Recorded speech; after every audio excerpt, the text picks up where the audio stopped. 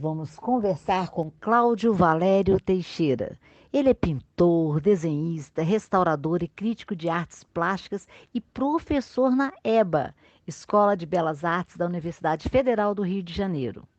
Cláudio Valério possui um extenso percurso nas artes plásticas e na conservação do nosso patrimônio histórico e artístico. Participa de exposições coletivas e individuais desde 1970.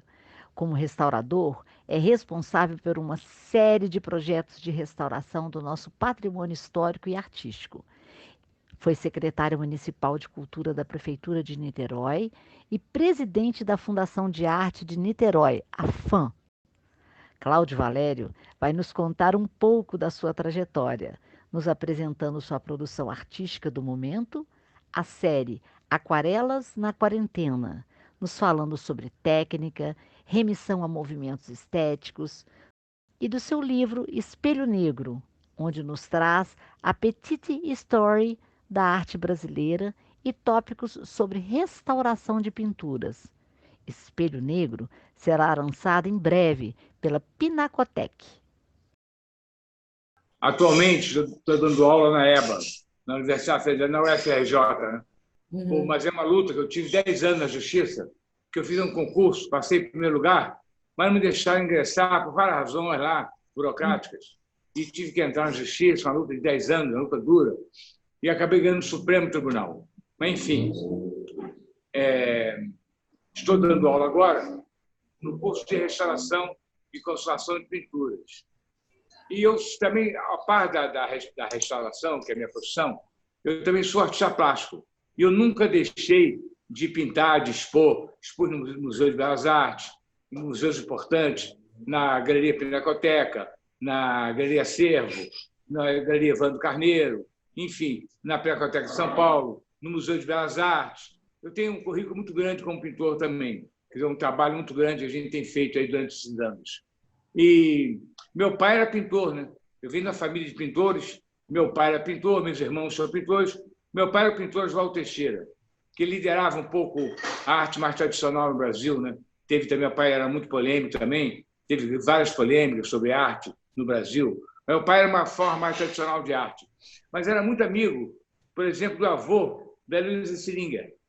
Meu pai era amicíssimo dele, e tem histórias que eu conto, histórias fantásticas entre os dois, muito engraçadas, histórias que eu estou registrando num livro que eu estou prestes a lançar, chamado Espelho Negro, que a parte também da restauração e da pintura, eu sou crítico de arte também. Quer dizer, eu tenho uma atuação nisso, eu escrevo textos sobre arte brasileira, estudo arte brasileira, inclusive para o sentido de dar laudos, né, de autenticidade em arte brasileira, durante a arte moderna e a arte do século XIX, que é o meu foco maior.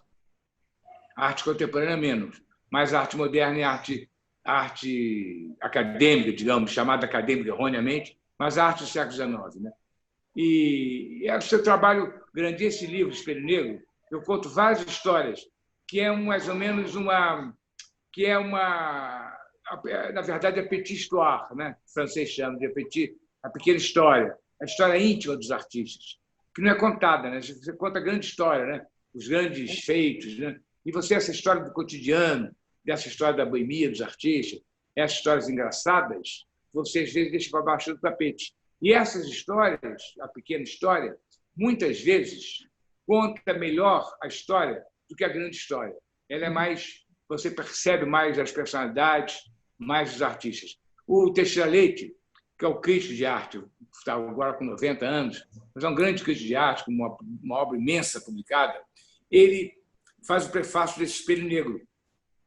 E ele fala que eu estou inaugurando no Brasil, que eu inauguro no Brasil uma nova modalidade. Isso era feito, a pequena história, foi feita na literatura, né? Mas na pintura ninguém fez ainda um livro como esse, como o meu, dessa petit histoire. Então, isso que eu estou fazendo está prestes a ser editado agora pela Pinacoteca, e é nisso que nós estamos trabalhando agora. Uma amiga, também jornalista, historiadora da arte, Elizabeth Peixoto, ela fez a última edição do livro, ela reviu o texto, editou o texto com muito cuidado. Então, acho que vai ficar bem interessante. E eu conto do Hélio Siringer, o avô da Luísa, eu conto histórias fantásticas dele. histórias inacreditáveis, que o Hélio Sling ainda não foi valorizado como deve no Brasil. Ele é um grande pintor, foi um grande pintor, até genial pintor, e ele tem uma história fantástica.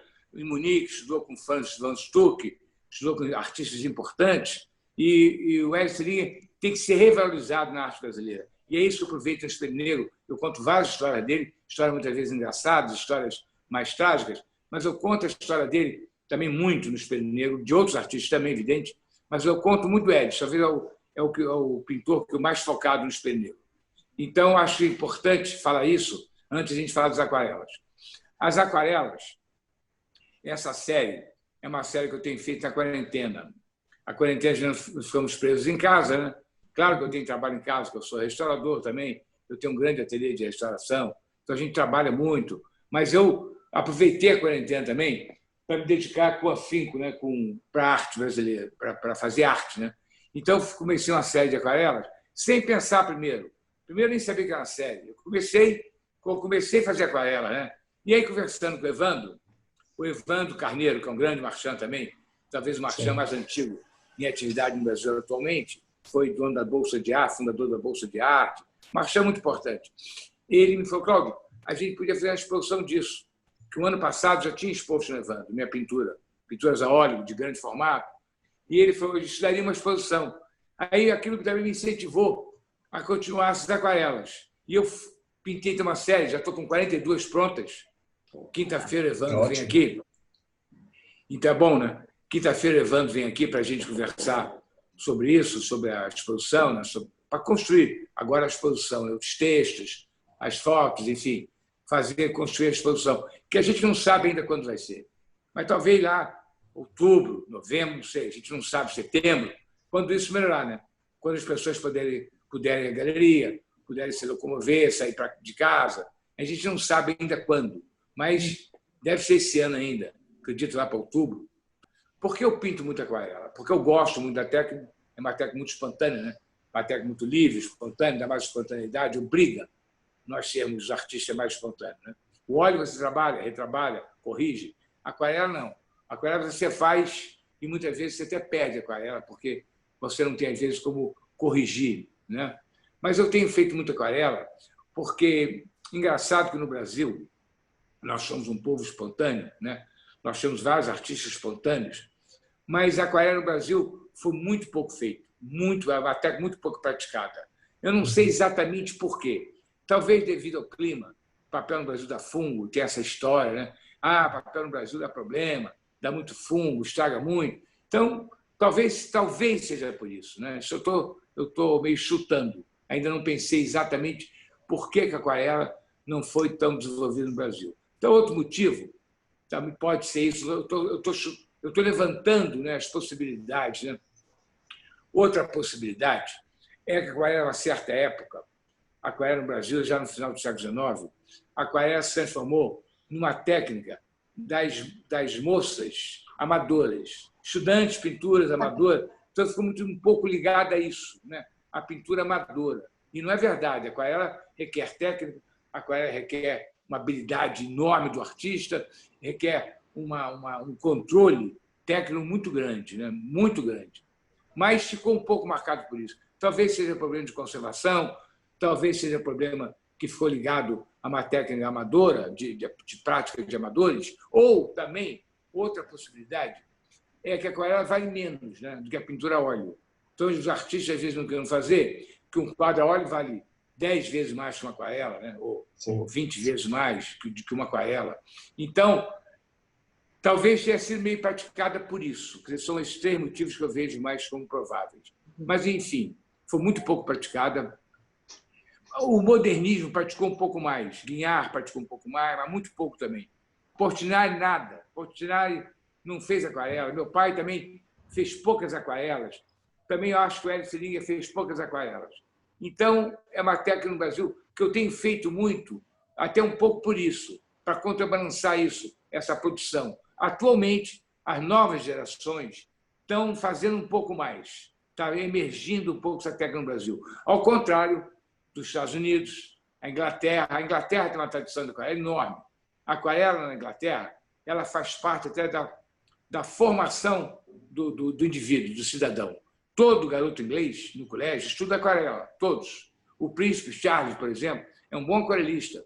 Todos aqueles colégios tradicionais em Londres, em toda a Inglaterra, eles praticam muita aquarela, os alunos, porque é uma forma, você fazer aquarela, é uma forma de diário, né?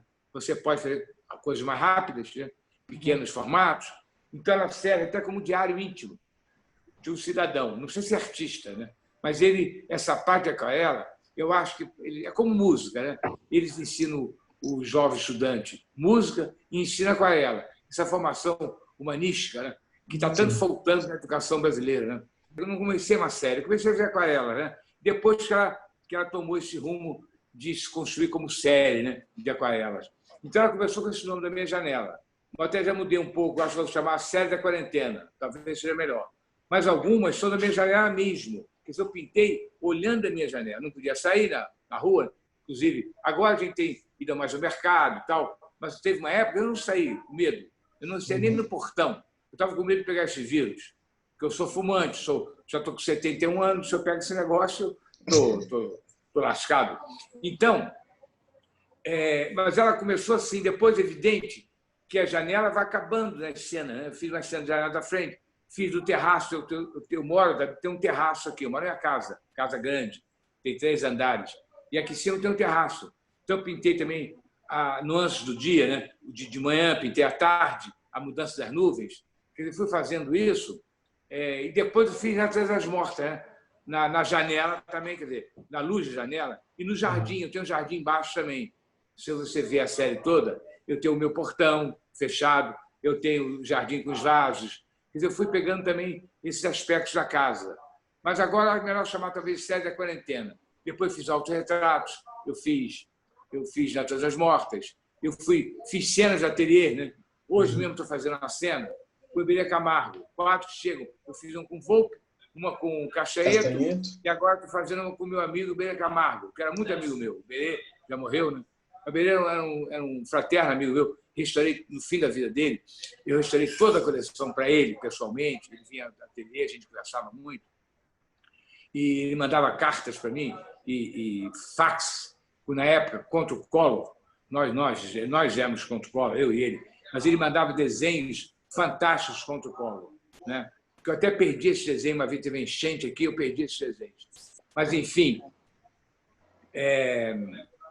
Mas essa série começou assim, depois ela foi pegando esse viés mais série da quarentena mesmo, que eu acho que eu vou chamar série da quarentena, pelos motivos que tem, né? Agora, atualmente, a última que eu pintei, não sei se é um peixe, né?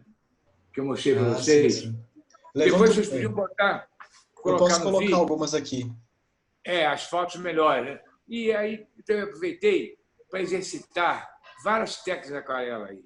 Quer dizer, eu não faço só aquarela simples. A gente faz aquarela, mas com várias técnicas que a gente chama, por exemplo, tem um dripping, que é com a escova de dente. Essa escova de dente que eu tenho aqui, ó. Eu boto tinta e espirro, porque a aquarela às vezes dá uma coisa muito lisa. Então eu quero fazer uma textura. Então a gente usa o dripping. Esse nome em inglês, prefiro mais nomes em português, mas para isso não tem. Eu chamaria de espirramentos, manchas, mas tem um nome que o Pollock usava, né? O Pollock utilizou muito isso, que é o chamado dripping. Depois você tem a parte de você escalpela o papel, né? O scraping, você raspa o papel para tirar a luz, quando você perde a luz, você raspa o papel, também usei. Essas técnicas todas da aquarela, às vezes um pouco de pincel seco também do airbrush, chamado em inglês de airbrush. A gente vai usando várias técnicas da aquarela, são técnicas clássicas, que viraram técnicas clássicas da aquarela.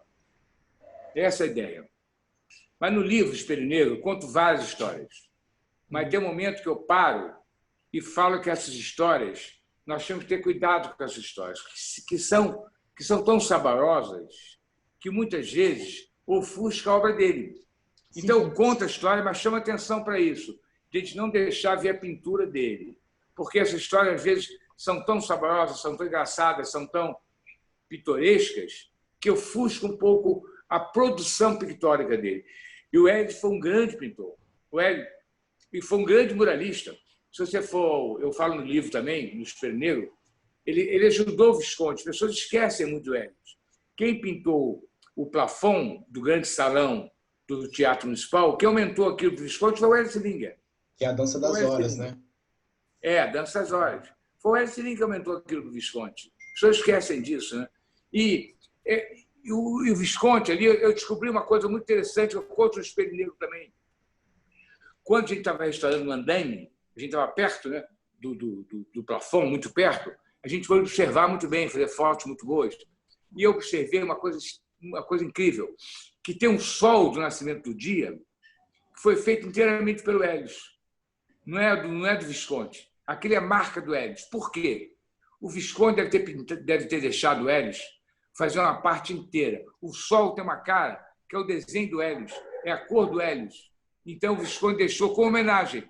Porque o Visconti, ele não pintava sozinho, quem pinta painel não pinta sozinho, tem sempre a equipe. Meu pai, com 15 anos de idade, ajudou o Visconti a fazer um painel na Assembleia do Rio de Janeiro, na Câmara dos Vereadores. Aquela da escada, você sobe ali na Celândia, na escada frontal tem um painel do Visconti. Aquele painel foi montado pelo meu pai, em grisaille. Grisaille é uma técnica de pintura, uma monocromia. E depois o Visconti vinha em cima colocando os pontos de cor dele, aquele meio pontilhista dele, ele coloria. Mas quem aumentou aquilo foi o meu pai. E a figura da esquerda, ele deixou meu pai fazer inteiramente, com 15 anos. Ele deixou que meu pai pintasse inteiramente a figura. Quer dizer, a marca do meu pai. Ele fazia isso como uma espécie de homenagem ao seu ajudante, né? A quem tinha ajudado ele. E eu tenho certeza que aquele sol foi feito inteiramente pelo Hélios. E depois, eu falo no Espelho Negro da grandeza do Hélios. Se você atravessar a rua e for para o Clube Naval, dentro do Clube Naval, no Salão Nobre, tem uma parede, um teto pintado pelo Hélios, um friso no teto, que é magnífica pintura. Magnífica pintura de... Olha, eu estou falando do Visconti, que, para mim, aquele plafond é obra-prima de toda a pintura na América Latina. Não se tem nenhum teatro na América Latina, na Argentina, no Uruguai, nenhum lugar na América Latina de uma qualidade do Teatro Municipal do Visconti. Então, você atravessando a rua, indo ao que é pegado, indo ao Clube Naval, você vai ver no Salão Nobre essa pintura do Hélios, que é magnífica pintura, bem construída, muito bem pintada, de uma composição maravilhosa, ali, também no centro da cidade do Rio de Janeiro. Um pintor hoje, ele não pode mais pintar sozinho. E nós temos os artistas, tem muita coisa original, né? Eu sou original, né? Ninguém me influencia. Uma bobagem, né? Você hoje vive num mundo de imagens. Quer dizer, eu já peguei o mundo de imagens, o mundo da fotografia, o mundo da revista ilustrada, da infinidade de livros editados. Né? Meu pai garoto, em 1904, quando ele nasceu, imagina, tinha muito menos imagem, né? Era um mundo menos imagético. Depois, eu já peguei o mundo mais imagético, né? De jornais, de revistas, de ilustrações. A gente conhecia já a pintura, várias obras de Picasso, antes de Paris. Os garotos já conheciam de livros, né? Livros bem publicados, bem editados, a cor boa. Mas hoje, você está no mundo mais imagético ainda. Né? Você abre o computador, você tem o seu computador, não, o celular. Né? Não vamos falar em computador. O celular, você tem acesso a toda a obra do Picasso. Você tem acesso a toda a obra de Matisse. Você tem acesso à obra de Velázquez. Você vive num mundo imagético. Como isso não vai te influenciar? É impossível, né? Então, o pintor, quando eu sento para pintar, atrás de mim está todo mundo, né? Modernos, antigos, né? Renascentistas. Eu também me interesso muito para fresco. Tenho feito aí uma série de afrescos. Quando você vai fazer um afresco, você tem que pensar, né? Michelangelo, você tem que pensar no pré-renascimento e no renascimento. Você vai pensar em Pompeia. Você está preso. A imagem que te cerca você tem um cerco de imagens, né? Você não pinta mais sozinho. Eu não acredito que ninguém faça mais sozinho nada. Aliás, nunca se fez nada sozinho. Mas mais atualmente, então, nessa parte de arte, as influências são grandes. Então, como não citar Picasso? Como um dia eu acordo, eu até faço aquarela, hoje eu acordei pensando em Picasso, você vai fazer um tema que você olha e está ali o Hélio Selinger, está ali o Visconti, está ali o tema até te mostra a paisagem, muitas vezes. Eu estava pintando de um céu e fiz um morro azul, inevitavelmente pensei em Visconti. Até quando eu vi essa aquarela e eu pensei em Visconti.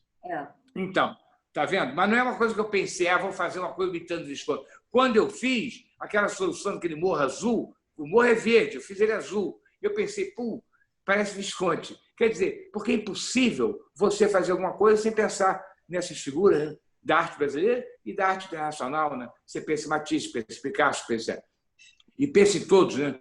E eu, como sou restaurador, eu recebo muitas obras de fora. Né? Então, eu tenho uma aquarela que eu retrato Volpe, né, no Cavalete. Sim. Tem uma outra que eu retrato o Visconti. Você veja que não tem preconceito de épocas. Eu faço Visconti, não, desculpa, foi Cachaeto.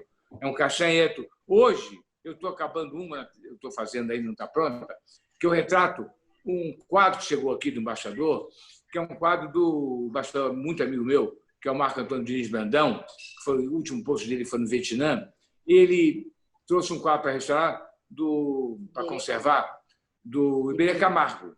E o Iberê era muito amigo meu, como falei. Né? Então, eu fiz um Iberê, o Iberê no ateliê, uma visita do meu amigo Iberê ao ateliê. E está no Cavalete lá embaixo. Então, você vê Iberê, você vê Visconti, você vê Velázquez, você vê Batiste. Então, tudo isso contribui com a tua arte, você tem que citar. É difícil você não citar isso. A não ser se você seja uma pessoa completamente isolada do mundo, né? Vai viver no mato, sem computador, sem livro, e se isole. Aí você talvez seja um artista original. Né? Mas eu não tenho essa pretensão de ser original. Eu acho que a pretensão minha é ser emocional, quer dizer, é ser expressivo, né? É me expressar de certa forma. Agora, a originalidade pode vir ou não vem, a originalidade está no que você faz ou não. Eu não procuro originalidade, eu procuro a expressão. Eu acabo com ela, já estou pensando em outra. A outra já está crescendo, mas na minha cabeça. Estou pintando uma, a outra já está indo, porque eu não gosto de ser pego de surpresa assim. Quer dizer, eu falo para a Tânia, quase sempre eu sei o que eu vou fazer no dia seguinte. No mínimo, olha que eu não sou um homem programável, eu não sou uma pessoa programática, assim, de pensar em tudo, pensar muito avante, não. Mas, no mínimo, para o dia seguinte, eu me programo. Então, eu quase sempre sei o que eu vou fazer no dia seguinte. Eu falo que é impossível você não viver na história, né? Você vive dentro da história, né? Mergulhar. E a história, como sabe, não se repete. Com certeza. Ela se repete como farsa. Esse nosso presidente agora querendo repetir a história, querendo propor ato AI-5. Alguém tem que falar para ele que a história não se repete. Ela só se repete como farsa. A história nunca se repete. Então, ele está fazendo essa bobagem sempre, fazer ato AI-5, imagina, fechar congresso. Isso é um idiota. Né? Eu trabalhei com aquarela por quê também? Porque essa técnica é uma técnica de documentação. Né? Todo artista viajante, Debré, os artistas viajantes, faziam o quê? Faziam aquarela, né? Porque era mais rápido você registrar o momento, né? Registrar as cenas que o Debré registrou, né? Com aquarelas. Então, eu usei aquarela por isso, para registrar o momento. Mas você veja que eu tive cuidado de não fazer muita coisa política. Eu sou artista político. A minha obra foi marcada muito por uma obra política. Eu desde 78, quando eu fiz a grande exposição na Funarte, com desenhos grandes, que eu fazia cenas de tortura, cenas de atropelamento, cenas de assassinato. Isso eu fiz muito.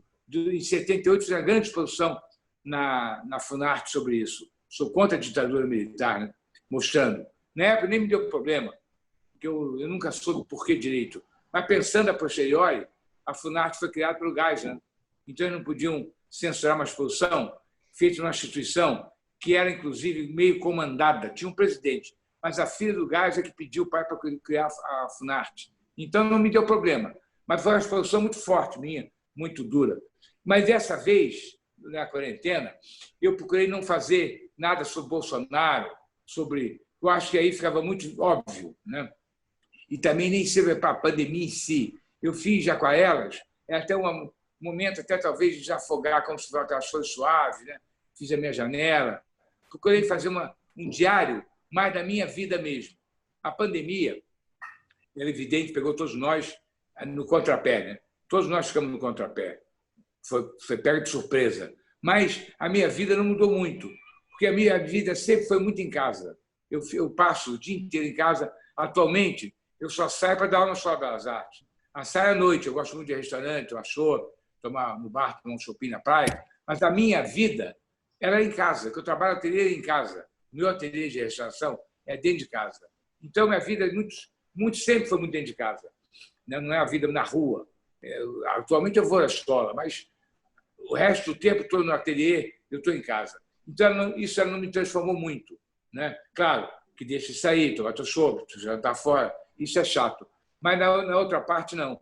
Eu estou acostumado a ficar em casa com meus livros, eu tenho uma grande biblioteca, eu fico cercado de meus livros, meus quadros, meu trabalho de restauração, meu trabalho de pintura, eu fico muito imerso nisso. Eu tenho amigos que vivem assim. Eu tenho um amigo Cristo de Arte, o Carlos Alberto Massalevi, que ele vive em quarentena há uns 30 anos. Ele vive no apartamento dele, é verdade. Então, para essas pessoas, mudou pouco, né, João? Mudou pouco. Mas é sempre muito chato, né? Mas eu acho que é isso que eu fui vendo. Eu podia pintar da minha janela, eu podia pintar do meu terraço. E o artista, ele é engraçado isso também, que eu acho, que o artista ele sempre dá um jeito de fazer as coisas, né? Ele, na pandemia, eu ligava até um rapaz de internet, a loja, o Mauro Brugger, que é uma loja de material de arte, eu ligava, ele trazia um material aqui de marcha, vem de marcha, trazia um material para mim, que faltava, e a gente vai se virando. O artista brasileiro, então, nós somos o vampiro brasileiro, a gente se vira e joga nas 30, né? Então, até essa ideia, né? Que a gente não para. Esse governo aí tentou frear a cultura, tentou parar a cultura. Mas você veja como a cultura tem sido tão importante no Brasil atual, nas lives, com os cantores, com os atores fazendo lives, como isso tem sido importante nessa pandemia, nessa quarentena. Então, né, é difícil você segurar a arte, é difícil você segurar o artista verdadeiro. Ele faz, ele se vira, ele, se não tiver tinta, ele vai até com carvão, desenha com carvão, até o cílio. Mas quando ele quer, quando ele tem necessidade de se expressar, ele arruma um jeito. Isso eu acredito. Não é um otimismo exagerado, não. É que eu acredito nisso mesmo. O artista acho que tem essa força, né, expressiva. Que o médico me recomendou tomar sol por causa da vitamina D. Então, me vi nu lá, me fiz nu no terraço, no banho de sol. Até as pessoas falam, mas essa aquarela você vai expor? Claro que eu vou expor. Mas isso não vai vender. Isso é outro problema. Isso é outro problema.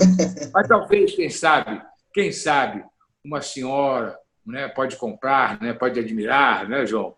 Então, está feito. Eu fiz 2 do banho de sol. Fiz minha mulher também tomando banho de sol, a Tânia, na piscina também nua. Fiz minha mulher. Aí me perguntam, mas você vai expor sua mulher nua? Eu falei, claro que eu vou expor a Tânia nua. Qual o problema? Vamos expor a Tânia nua. Depois tem uma que eu acho interessante também, até o Paulo Reckerhoff, o grande crítico de arte, de contemporânea, ele pediu 5 aquarelas para o Acervo do Mar, que eu vou doar 5. E uma delas escolhida foi aquela autorretrato com a camisa do Picasso. Sim. E a outra foi aquela série que eu chamo de Fisiologia das Paixões. Mais uma vez, uma reportação à tradição, né? À história da arte. A história da arte, porque as pessoas não sabem, João, mas isso era o nome de uma cadeira na escola, na Academia Imperial, que era chamada Anatomia e Fisiologia das Paixões. Eu já não peguei isso, eu peguei só anatomia, porque a Fisiologia das Paixões foi abandonada um pouco pela arte, porque ela é muito usada em pintura religiosa, em pintura de batalha. Você vai ver a Batalha do Havaí do Pedro Américo, que estudou certamente Fisiologia das Paixões, você vai ver, ali ele faz um rol de todas as expressões humanas. Ele faz a tristeza, faz a angústia, faz o medo, ele faz o horror, até ele, né? Os SUS pela guerra, ele está autorizado com o SUS. Os artistas tinham que dominar essas expressões, que não são fáceis. Você faz o ódio, talvez você faça facilmente. Se eu te pedir para fazer agora o ódio, talvez a felicidade, talvez seja fácil. O ódio é fácil, a raiva. Agora, se eu te pedir o cinismo, já fica complicado. O que é a cara de cinismo? É muito mais sutil. O que é perfídia? Né? Você tem que pensar muito o que é perfídia, o que é cinismo, o que é... Algumas expressões dessas são difíceis de você realizar. Então, isso era dado como uma cadeira na Escola das Artes, Fisiologia das Paixões. Da minha curiosidade que as pessoas têm, né? Saber como é um ateliê de um artista. Porque aqui eu tenho ateliê, no ateliê, na área de retoque, que a gente chama área de pintura e retoque, de restauração, nós tínhamos cavaletes do século XIX. Um herdei do meu pai. O outro você deve ter. O L.C. Lins deve ter cavaletes também antigos, de manivela. O pai deixou 2 para mim, 2. Um deles, e todos eles têm história. Um deles era do Visconti, que está comigo. Visconti deu para ele. Visconti deu para ele. E o outro é do Pedro Alexandrino. Tudo isso é história. Porque eu fui na casa do Castellani, o pintor já morreu, já morto, em São Paulo, já morreu, pintor de origem italiana, e ele tinha um cavalete que ele tinha comprado do Pedro Alexandrino. Eu falei, o Castellani, quando você morrer, que era muito mais velho que eu, você deixa esse cavalete para mim, de herança. Aí, na semana seguinte, parou um caminhão na minha porta, estava o cavalete.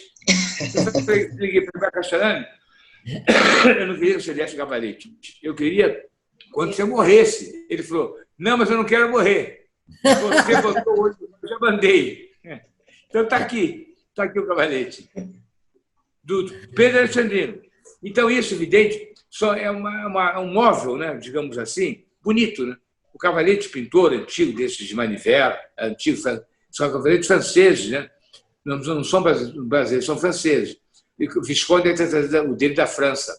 São móveis bonitos, né? São um design bonito, um design intrigante e bonito, aqueles cavaletes. Eles têm, tanto eles podem subir e descer, como eles vêm para cima e para baixo, quer dizer, para frente e para trás. Eles têm 2 movimentos. São cavaletes muito bem bolados, muito bem construídos.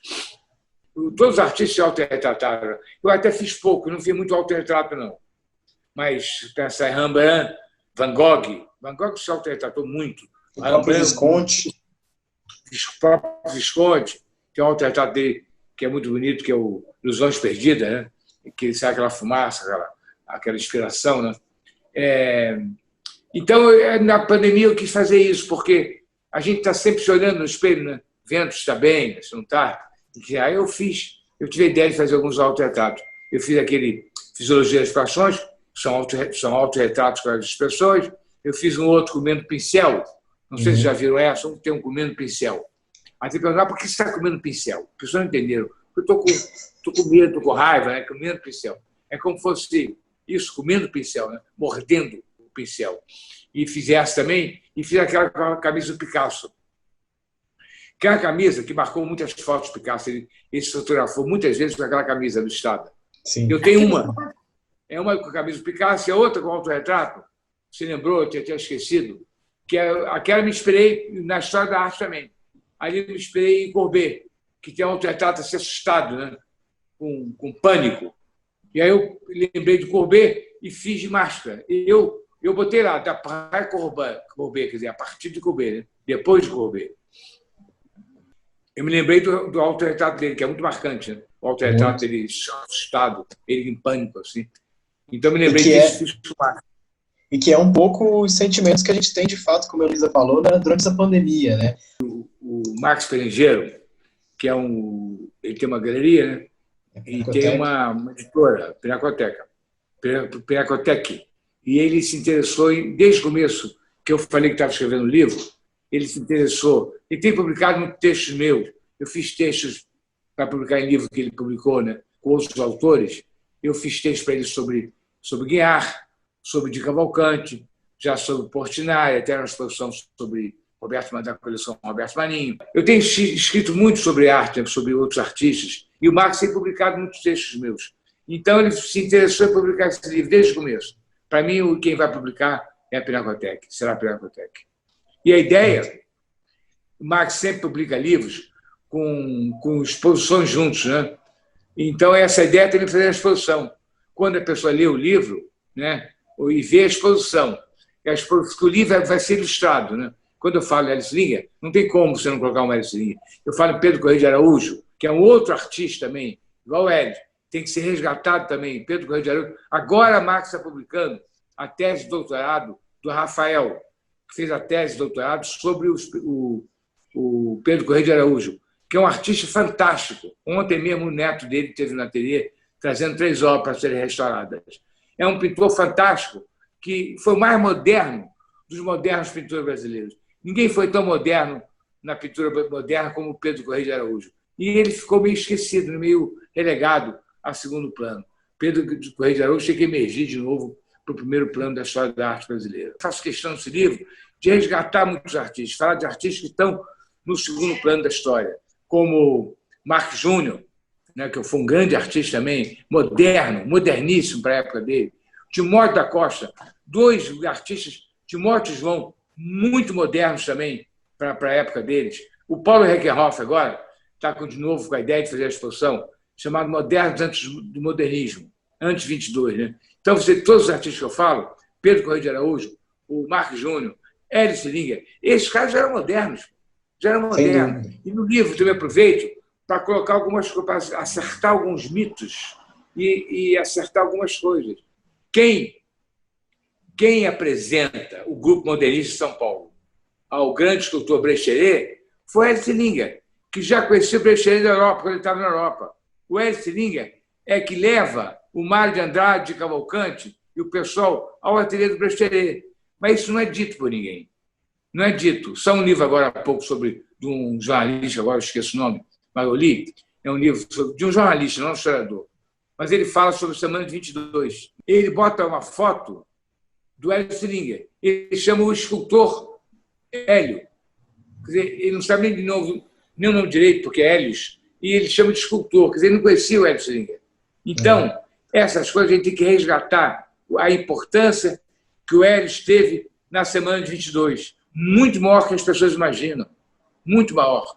Você sabe que antes de 22, em São Paulo, nessa época, o Hélio já estava morando em São Paulo, ali antes de 22. Você sabe que ele criou um grupo chamado Chove no Molhado. Olha que interessante. Olha simbólico. Chove no molhado. Quer dizer, não adianta pregar arte nesse país porque chove no molhado. Então, o nome do grupo que ele criou, o movimento, era chamado Chove no Molhado. Como é que o Menotti Del Pique assinava os artigos dele? Hélios. Em homenagem a quem? A Hélio Selinger. Entendeu? Então, ele tinha uma influência enorme sobre os jornalistas, sobre os críticos, sobre o Drummond, sobre o Mário de Andrade. Ele tinha uma influência enorme ali. E é meio esquecido. O Hélio é meio... Não se fala muito de Hélio. E Hélio foi um verdadeiro moderno. Para mim, foi um introdutor real do modernismo no Brasil, foi Hélio Selinger. Quando ele veio, que ele estudou na Alemanha, no Munique van Stuck, né, que é o grande pintor simbolista, e de onde nasce o simbolismo? De onde nasce o modernismo? O modernismo nasce, falam assim, nasce do expressionismo. Não, o expressionismo já era arte moderna. Ele nasce do simbolismo. A arte moderna, a mater dela, a alma mater, é o simbolismo, que na Alemanha tinha uma grande expressão, né? Uma grande força. Então, daí veio o Hélio Selinger. Na época, tinham brigas já, lutas entre o academismo, né, e o modernismo. Meu pai era diretor do museu, e meu pai era um líder, um pouco, virou, né, transformaram ele um pouco, não pela vontade dele, mas foi transformado um pouco no líder dessa pintura mais tradicional. Então, faziam abastinar para tirá-lo do museu, mas ele aguentou lá 24 anos, ninguém conseguiu tirar. Só ele foi tirado pelo Jânio Quadros, em 60 e tantos, 61. Então, a história é essa. Fazia um abastinado, meu pai saiu do museu, mas fazia um abastinado também para ele permanecer no museu. E o Hélio assinou uma pelo modernismo para ele sair do museu. E meu pai era muito amigo do Hélio. Encontrou com o Hélio e falou: pô, Hélio, você assinou um abastinado contra mim? Você é moderno ou é acadêmico? Afinal de contas, você é moderno ou acadêmico? Ele falou: Oswaldo, eu sou salteado. A história nasce daí. Eu sou um salteado, que é maravilhoso, né? Eu sou um salteado. Quer dizer, ele não quis se definir, né? O Hélio não era uma pessoa de, eu sou moderno. O Hélio era um salteado, né? Ele salteava, porque para viver, também os artistas faziam a coisa às vezes mais tradicional um pouco, uma coisa mais moderna, e o Hélio fez coisas muito modernas. Tanto que o Hélio já sabe disso. O Hélio teve uma vida difícil como pintor. Depois, ele começou a fazer umas caravelas, até falam mal de Safaz. O Hélio, ele falava: Oswaldo, eu abri meus estaleiros. Ele fazia caravelas no Mar Revolto e vendia para os comerciantes portugueses. Vendeu inúmeras caravelas. Ele falava: Oswaldo, eu fundei um estaleiro para poder viver, para poder faturar um. Então, essa história do Hélio, a gente hoje contando assim, mas por que o Hélio fez tanta caravela assim no mar? Porque era para viver, né? O cara tinha que viver. A pintura dele não era pintura vendável, que era pintura simbolista, né? Uma pintura difícil, imagina. Hoje é difícil, imagina na época, em 30, em 20, 30, 40. Difícil, nessa nossa burguesia, comprar essas pinturas do Hélio Selinger, né? Daqueles faunos que ele fazia, aquelas coisas todas. Então, eu tenho uma história com meu pai que é interessante. Eu também escrevo no Espelho Negro. Eu vou contar aqui rapidamente, vou tentar resumir, mas eu acho tão interessante isso, até para o João ouvir também. O Hélio estava com dificuldade financeira, né? Porque é difícil, ele já estava velho, estava ficando já velho. Aí meu pai, o que fez? Meu pai falou com o Getúlio Vargas, que era amigo e admirador do Hélio. O Getúlio Vargas tinha quase o Hélio Selinger. O Getúlio Vargas era um homem, com todos os problemas que ele teve na vida. Para mim, ele foi um grande homem, um grande presidente. Mas, claro, foi um ditador também, foi também... Não vamos falar em Getúlio aqui, Getúlio é uma multifacetada, tão difícil de analisar, mas Getúlio gostava de arte. Ele tinha pessoalmente, ele tinha um conhecimento, não era bobo, e ele conhecia arte e gostava de conhecer a arte. Ele tinha Tacaoca, ele tinha Hélio Selinger, ele tinha quadros do papai, enfim, ele tinha o Portinari, ele tinha muita coisa, o Getúlio Vargas. E eu tenho histórias fantásticas até com isso. E o do Hélio, meu pai chegou para o Getúlio, para muito amigo do Getúlio, o pai jantava com o Getúlio quase toda semana. Getúlio depois ia fumar charuto na rua, eles iam para a calçada sozinhos, Getúlio fumava charuto, não ficava no jardim do Catete, ia para a rua. Imagina que outra época, imagina se o Bolsonaro pode fumar charuto na calçada. Bom, e o Getúlio ia com meu pai e tal, e meu pai falou, Getúlio, precisamos ajudar o Hélio. O Hélio já está ficando velho, o Hélio, a pintura dele é uma pintura difícil, ele está precisando de uma ajuda. Mas o Hélio não podia, na época, tinha sido fundado o DASP, que era uma organização que foi, até para aquele, eu esqueço o nome dele agora, mas aquele homem que fundou a Fundação Getúlio Vargas. Era um intelectual formidável, uma das grandes cabeças que esse país teve. Fundou depois da Fundação Getúlio Vargas. Mas ele tinha estudado nos Estados Unidos, organização governamental. E ele veio ao Brasil, voltou ao Brasil e fundou o DASP, que organizava os serviços públicos, que era muito desorganizado. E, inclusive, nessa época, ele introduz as máquinas de escrever. Não existiam... As pessoas escreviam a caneta no serviço público. Ele introduziu com o DASP as máquinas de escrever. Eram duas máquinas, a Hamilton americana e a Olivetti italiana. Teclados diferentes, então você vai ver a história. E meu pai conseguiu, meu pai falou, aí o Getúlio falou, Oswaldo, dê continuidade ao processo, né? Bote o Hélio Selinger para trabalhar no museu. Mas o Hélio não podia ser museólogo, não era museólogo. O Hélio não era um especialista assim, em conservação, né? Então meu pai criou um cargo no museu que até pouco tempo atrás existia. Até os anos 80, 90, ainda existia, acabou agora, há pouco tempo, que era pintor artístico. Meu pai criou um cargo, se você pegar os anais do museu, os catálogos antigos, você vai ver que existe lá um cargo chamado pintor artístico Hélio Selinger, que ocupa esse cargo. Meu pai criou e mandou para o Ministério o pedido de ingresso do Hélio Selinger como funcionário público. E foi rejeitado, evidente, que na época o DAS tinha criado uma lei que só até os 35 anos você podia ingressar no serviço público. Era proibido você ingressar depois. Depois caiu isso. Mas naquela época era assim. E o Hélio já tinha 60 e poucos anos. E meu pai pegou então o Hélio e pediu ao ministro, e o ministro e os burocratas votavam indefinido, não podia entrar. Até que meu pai conseguiu falar de novo com o Getúlio, e o Getúlio colocou ele para falar com Oswaldo Aranha, que na época não sei se era ministro do interior, ele era ministro de alguma coisa. Era ministro, Era ministro. Oswaldo Aranha leu o processo e botou uma frase do Oswaldo Aranha: as leis são como virgens, foram criadas para serem defloradas. Aceite-se Hélio Selinger como funcionário do Museu de Belas Artes. E o Hélio entrou. Nada como uma canetada do Oswaldo Aranha. E o Oswaldo Aranha era amigo do Hélio da onde? Da Semana de 22. Né? Ele sabia o poder do Hélio, sabia da influência do Hélio, ele conhecia bem o Hélio Selinho, o Oswaldo era muito amigo do Hélio. E você sabe que, na época, no dia da posse, que é outra do Hélio, está lá o Oswaldo Aranha, estão os ministros, estão deputados, senadores, o Hélio conhecia muita gente, era muito querido. E o meu pai dá posse a ele, e um burocrata pergunta, que era um ato de posse na época, pergunta qual é a sua máquina? Você tinha que responder Hamilton ou Olivetti, porque dependendo do teclado era diferente. O Hélio não sabia essa coisa. O Hélio nunca tinha escrito máquina. E o Hélio ficou pensando e lembrou da máquina da mulher. Ele falou, minha máquina é Singer. Aí foi uma risada, todo mundo riu. E, no mesmo dia da posse ali, Hélio levantou os braços e falou, Oswaldo, posso pedir minha aposentadoria amanhã, que ele já podia pela idade que tinha. Teve 2 fatos grandes dele, no Museu do Engar, em Niterói, que eram do Museu da Cidade, Sim. no Rio de Janeiro.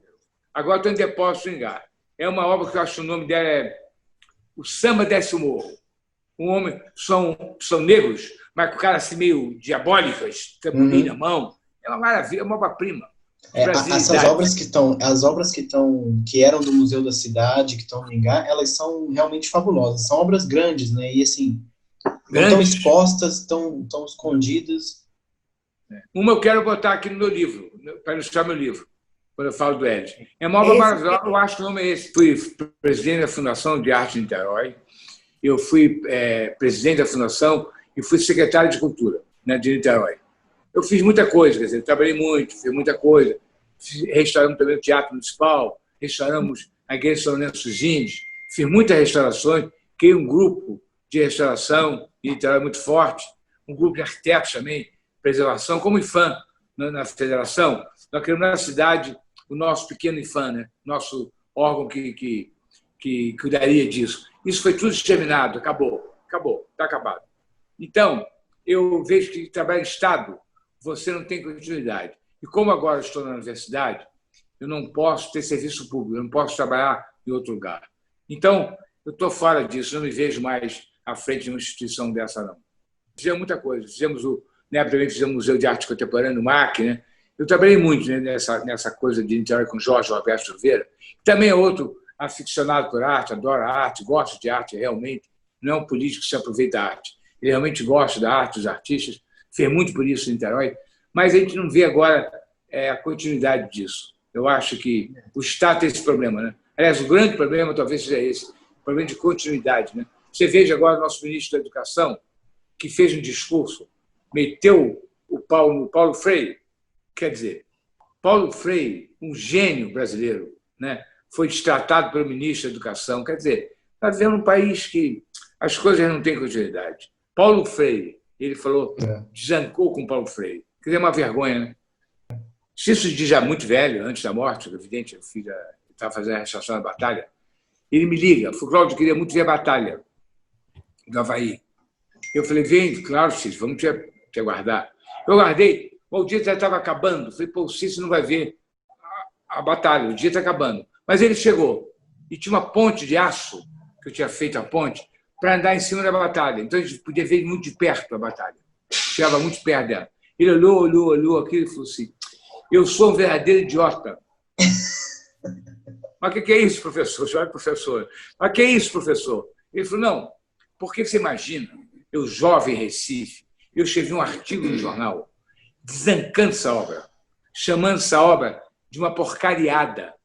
E um artigo de jornal. Ainda bem que hoje, depois que eu escrevi, ela serviu para embrulhar peixe, usou a expressão. Ele, com vergonha do que ele tinha escrito à juventude. E é uma obra de um grande artista, né? Mas ele, imbuído do modernismo, na época, de juventude, querendo transformar a arte, ele achava aquilo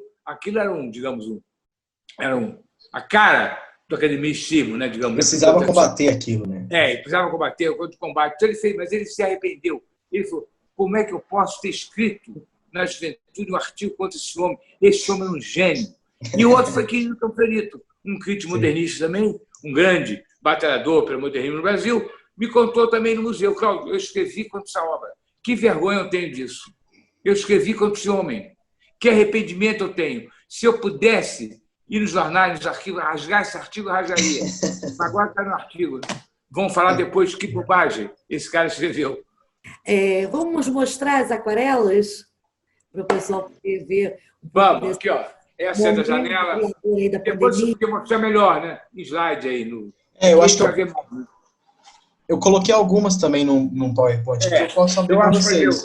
Essa janela, esse foi o peixe que eu fiz ultimamente, né? O peixe. É o último. Está vendo bem, não? Levanta um pouco mais. Levanta um pouquinho mais. Pronto, aí, agora dá para ver o peixe e os limões. Essa é a nuvem, que eu falo que tem um pouco do Visconde nesse morro, né? Eu lembro, se eu não me engano, é o Morro de Santo Antônio que o Visconde faz nos anos 20. Isso. Aqui, olha, é uma outra citação. É aquela história da arte. Tem muitos atrás de mim, né? Tem muita gente atrás de mim. Então, quando eu fui pintar a biblioteca, eu lembrei da Vieira da Silva, né? Sim. Que ela faz uma abstração inspirada em biblioteca dela. Ela fez muita abstração inspirada em sua biblioteca. Aqui eu sou mais realista, mas eu tive que lembrar da Vieira da Silva. Então, é homenagem à Vieira da Silva. Minha biblioteca, homenagem à Vieira da Silva. Porque a gente pinta assim, né? A gente não pode pintar isso sem lembrar da Vieira da Silva. Essa é do pincel, mordendo com raiva. Né? Chega mais para a esquerda. Ali. Essa é ótima. Até essa é do Castanheta, o interior do ateliê do Castanheta. Muito legal. Está vendo aqui? Eu uso, quando eu jogo aqui o dripping, não tem dripping. Olha aqui, está vendo? Aqui essas mãos, né? Lavando as mãos. É por isso que eu falei que essa série tem um pouco também do diário, né? Sem dúvida. De você fazer a documentação do dia, né? Do seu diário, sua documentação do dia. A gente lavava muito a mão, né? A televisão não falava, lava a mão. Eu fiquei meio louco, eu lavava toda hora a mão. Então, eu fiz. Olha o dripping. Então, aqui não sei se dá para ver, mas tem uns esperrados aqui. Isso é o dripping. Tá vendo? Sim, espirra, essa coisa tão lisa com ela, a gente faz umas texturas, né? Cria umas texturas. Aí são as coisas mortas, né? Que a gente faz com as frutas do dia, né? Também tinha uma ideia disso, mostrar o que esse cara está comendo, né? Então, as frutas, o legume, o peixe, né? É a alimentação do dia, né? As naturezas mortas, você tem uma remissão a quem? Em termos de tantos artistas? A Cezanne. A maioria é Cezanne. Tem uma, inclusive, que eu cito Cezanne. Tem uma ali, eu vou te mostrar. Essa é a camisa do Picasso. Autorretrato. Sim. Chega um pouquinho mais à esquerda que a gente vê melhor, Cláudio. Sim. Estou identificando. Autorretrato da camisa do Picasso. Essa camisa é famosíssima. É muito famosa. O jardim. Em Bahia eu vou para o jardim. Eu saio de casa e vou para o jardim. Essa é maravilhosa. As cores estão incríveis nessa daí. A luz e sombra aí está... Aí são mangas, ó. É outra natureza morta. Que é a manga do meu quintal aqui. São mangas do meu quintal. Diário mesmo, né? Nós temos uma mangueira aqui. São mangas do meu quintal. Onde está o Cezanne? Aí é a janela, né? Opa, traz mais para cá. Mas eu vou botar o PowerPoint para as pessoas conhecerem as obras. Aí, sim. Aqui eu cito o Courbet, né? Aquela citação Courbet. Essa, para mim, é extremamente simbólica do nosso momento, da relação com a história da arte. Mas é a citação, né? Sim. Do Courbet, a mesma posição, a mesma... Não, mas eu acho que ela retrata bem esse grito criador aí em termos do impacto da Covid mesmo, essa máscara. Meu cachorro. O cachorro da casa, meu cachorro. É vaquinha. Cadê o Cezanne? Cezanne é grande.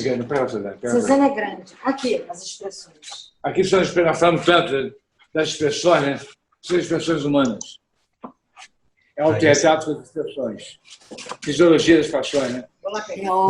Você ficava olhando no espelho, Cláudio, para poder até chegar na expressão e representar? Sim, fazer desenhos. Fazer desenhos, pequenos desenhos, depois trazer para cá.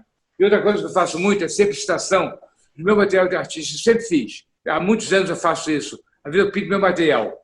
Que até para essa coisa de ser restaurador também, né? De gostar muito do material de pintura. Aqui é o material, tá vendo? Sim, esse Sim. material Tem várias que eu cito material, né? me é tão familiar essa cena, né? De um bule colocando os pincéis, isso tão dá esse Olha, clássico. essa aqui é citando Cezanne mesmo, tá vendo? Sim. Abaixa um pouquinho. Qual o nome dela? Heloísa. Não. Peraí, abaixa. Não, o nome dela. Aí, não, tá ótimo, tá ótimo. Essa porcelana é linda. É isso aí. Trabalho. Esse azul é deslumbrante, esse azul dele, né? Dá para ver? Dá. Gente, e esse roxo que me Isso. lembra alguma coisa muito antiga? Então, mas isso, Flamengo, essa aquarela, uma coisa eu não antiga escondo. mesmo, esse Eu não roxo. escondo isso, as influências. O nome dela, o nome da aquarela é eu queria ser Cezanne. Não sou, mas eu queria ser. Mas eu boto explicitamente, né? Eu queria ser Cezanne.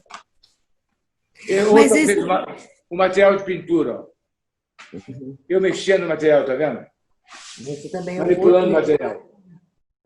fantástico do cotidiano. E as citações ao próprio trabalho, esse processo. Aqui é uma citação de Guiar, né? Eu cito Guiar aqui. Eu falo flores para Guiar. Quer dizer, eu estou citando Guiar. Flores para Guiar. Ela é linda.